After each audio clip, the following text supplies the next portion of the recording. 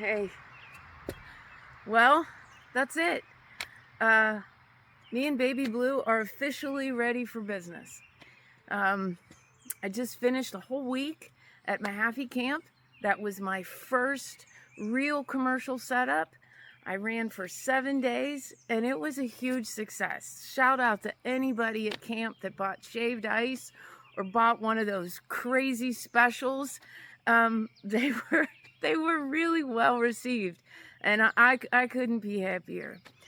So this ends the video series on the restoration of this trailer, but it's just the beginning of a different journey. And I will continue to post, and I'll give you ways to follow along if you want to do that.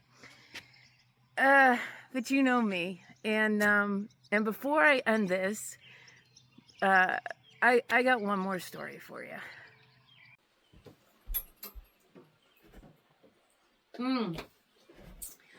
Okay, so here we are at the end of this, and if you've been watching this video series, then you've heard me talk about God providing. And he certainly has provided for this project. I mean, it's been fun to watch stuff on the side of the road and stuff from the magic dumpster, and laborers that I didn't even know until I started talking about the project. And some people even sent me money to make it happen. So it's been, God has just gifted me in a lot of ways through the whole thing. And I want to be careful that I don't focus on the gift, the gifts that God gives, and not the giver, him. And so while I am super excited to tell stories about God giving me stuff, the truth is one of my very best stories is about when God didn't. It's when I really needed stuff and I didn't get it. That's the story I want to tell you today. So it was during a time where I was under incredible physical and emotional stress, trauma, I'm sure. I just had major back surgery, knee surgery at the same time, and everything. I was losing everything. My family fell apart. My health, of course, was a disaster. I lost my job, a job I loved, and I was losing my home as well. And I didn't know how to hold it together mentally.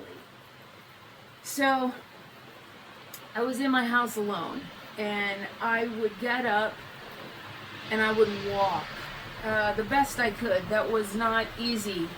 Back brace and a knee brace, and this big dog, big German shepherd named Zorro, that I had to take for a walk every day. And we would walk, and I would pray out loud.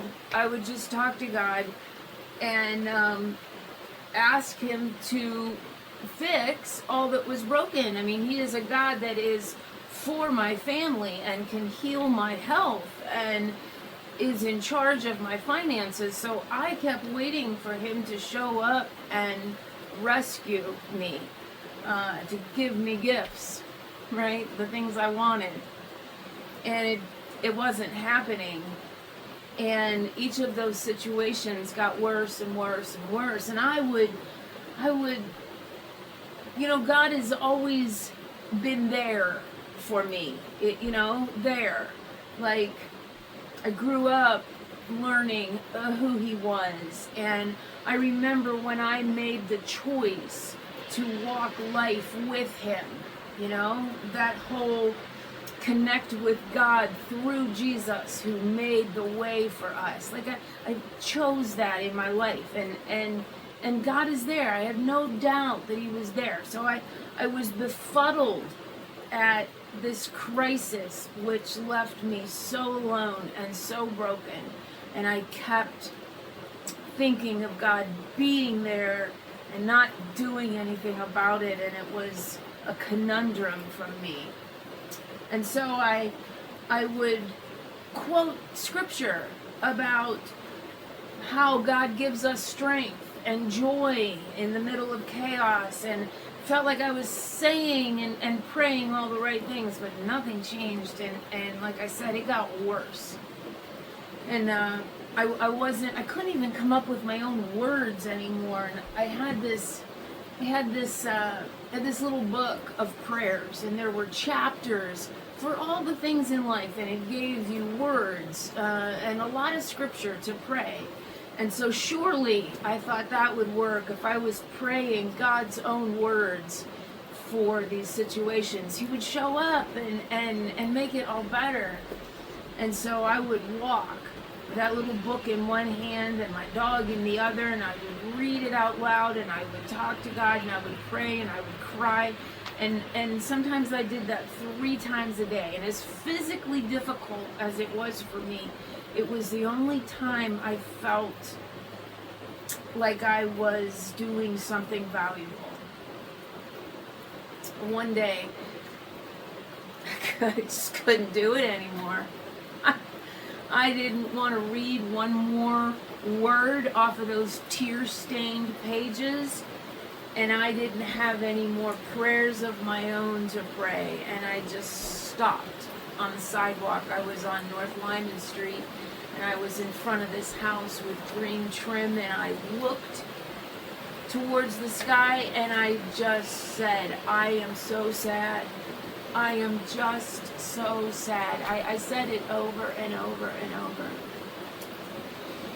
And in that moment, I heard in my spiritual ears this verse. I knew it. It was Matthew 5:4, and it's Jesus giving instructions. And one of the things he says is blessed, 5:4, blessed are those who mourn, for they will be comforted. Now, I was praying all these verses about strength and joy, and so I would not have picked this one. So this, blessed are those that mourn, for they will be comforted. Okay, let's be honest. Jesus said a lot of things that sound backwards. His economy doesn't work like ours, and ultimately that's a good thing, but sometimes it's hard to get your head around, right? So I just stood there for a minute. I knew it was his voice, and I thought, blessed are those that mourn. Well, Jesus, you put the words in there, so I guess I'm allowed to just tell you how bad it is instead of telling you all the things that I'm supposed to say, or thought I was supposed to say. So I just said, okay, I'm gonna let you have it, respectfully. And so for the next, I don't know, days, weeks, months, I can't tell you, my head was so scrambled that I lost a lot of time during that time. But I changed what my walk looked like. And so I would walk that dog in that back brace and knee brace, and I would just cry to him about how sad I was that my family was trashed, and how sad I was that my kids were in trouble, and how sad I was that I was losing this amazing house, one of a kind, that I had just poured my soul into, and how miserable I was with all this physical pain that's hard to describe. And I just told him day after day after day, I mourned. So this is the part, again, that I can't quite explain. But something happened on that walk while I was pouring out my misery to God.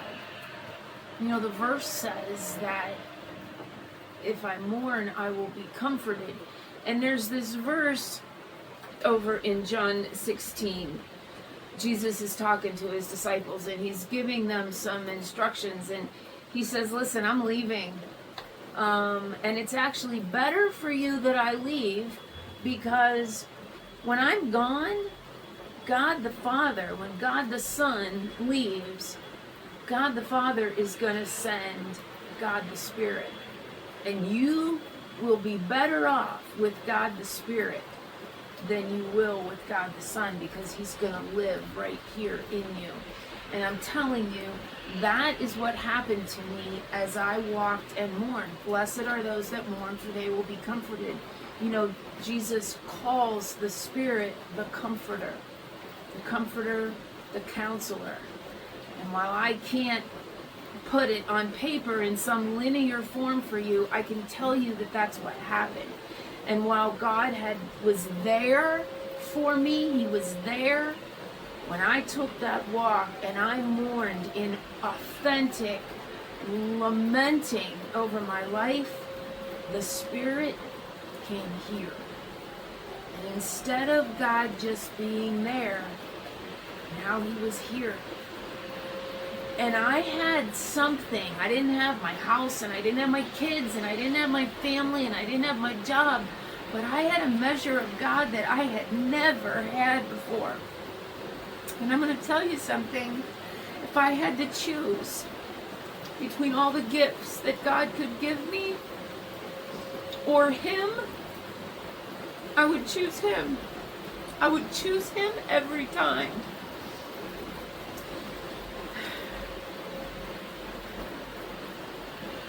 Because he is good, and he is for you, and he will make a way to get through all of the garbage that comes at you on this ball of mud if he is here.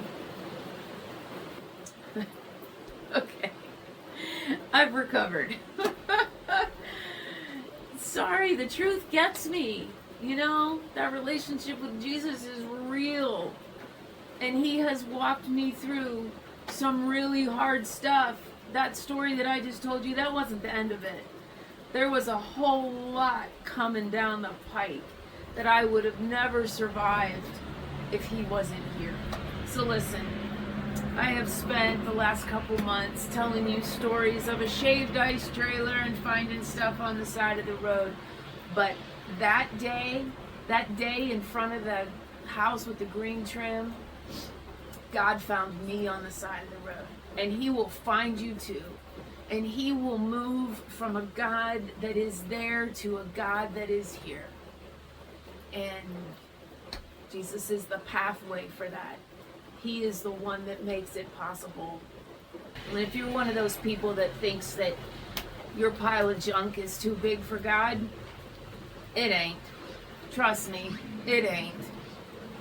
He says in John 6:37, he says, all that the Father gives me will come to me, and whoever comes, I will not cast away.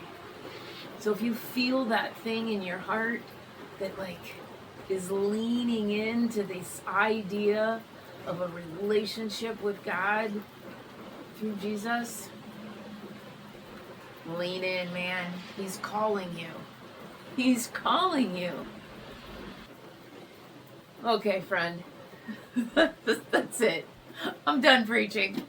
I'm going to start working on that Baby Blue marketing plan, and you keep following. And if you see me on the side of the road, pull up and get yourself some shaved ice. Peace.